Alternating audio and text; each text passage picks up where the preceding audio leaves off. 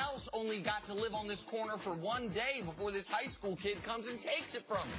That was dope. I don't care about Cece's nonsense traveling. That was dope. Anyway, hey, have we seen the last of Gronk in New England? Because rumors are swirling that Bill Belichick is frustrated with the fact that his tight end hasn't been willing to fully commit to the Pats this season.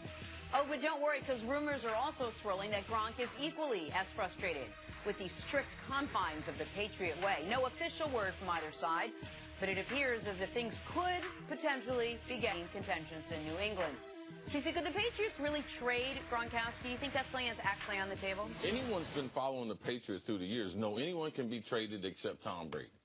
Like, we all know that. There's no one that Bill Belichick won't trade. I mean, anyone. Anyone in that organization, well, the Crafts, the Sons, and Brady. The adopted son, Tom Brady, the one that anointed. Robert Kraft told you was another son of his. Yes, that's it. Anyone else in New England, as we can see with the offensive coordinators, defensive coordinators, equipment guy, doctors, like all those people can go. And Belichick will get rid of most of them.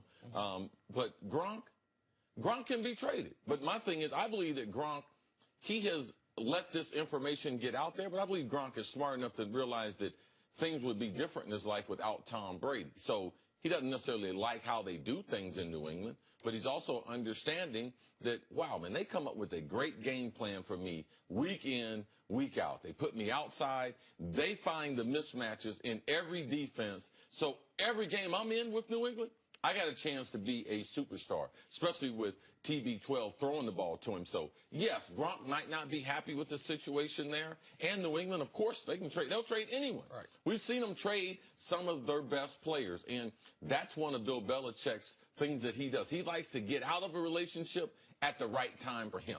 When he feels like you might have a little more football left in you, but your interest has started to change, or I have to give you a new contract, that's when Belichick typically gets off of those players. I think Rob Gronkowski would love to be a free agent. I don't know that he would love to be traded. Well, he's not going to ever be a free agent. Agreed. That's the point that Rob is unhappy in New England, or at least not as happy as he would like to be in New England. And if he could pick a team to go to, I'm sure he'd love to do that. But that's not the situation in which he's in.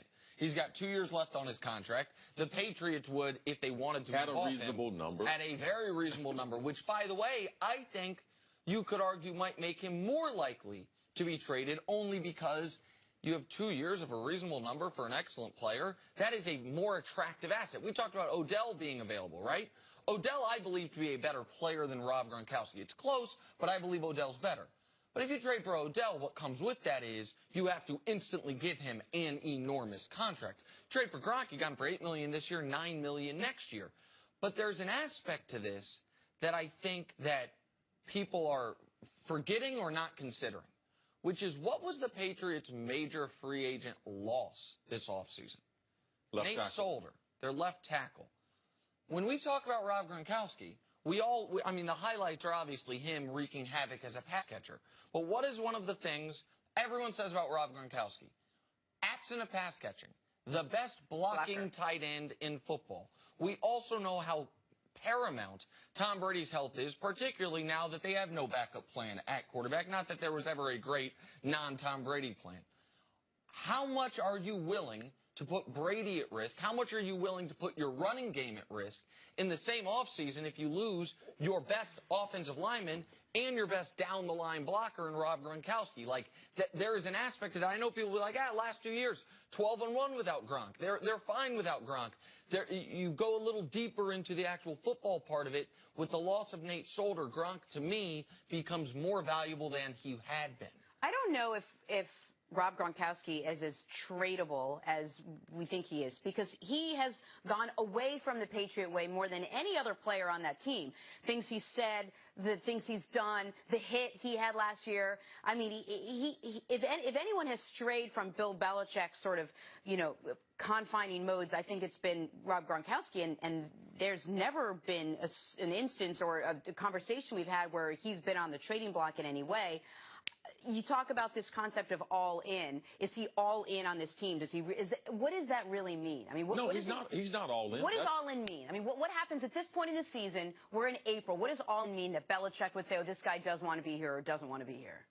Well, the thing about Gronk has let the information get out that he's not happy with the way they do things, which is not surprising. I think it's hard to analyze football players in the offseason. Are they all in? It's the offseason. You don't have to be all in.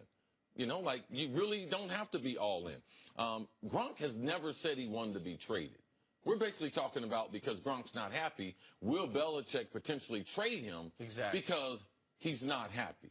All right? Now, Belichick getting this information, I'm sure he's not surprised by it. I'm sure New England is looking at every option available for him, but I don't believe that Gronk necessarily helped himself if he was traded by saying that he didn't like it in New England, because I believe that Gronk's injuries, because let's not, a lot of times people forget who you are.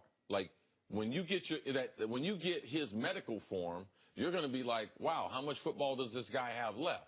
And if he doesn't like playing in New England, he doesn't like winning, wow, what's going to keep his attention in pro football after this one season? Like, I don't want to trade for Gronk and he's going to every year be like, is he going to retire or not? So I believe that Gronk, I believe it was his natural instinct to say, man, I'm questioning how long I want to do this. But in doing that, it's not going to endear him to a lot more teams than who would have been interested in Gronk's services. And Gronk, I know people don't look at Gronk and say, that's a brilliant guy, but he's not a dumb person. And he knows where he plays and who he plays for. And he knows the implications when someone with his type of prominence and social media following goes on Instagram and Twitter.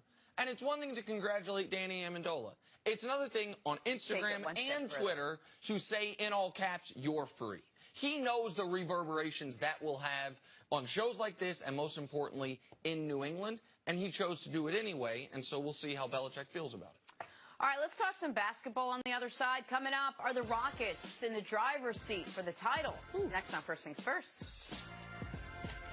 Good to see you.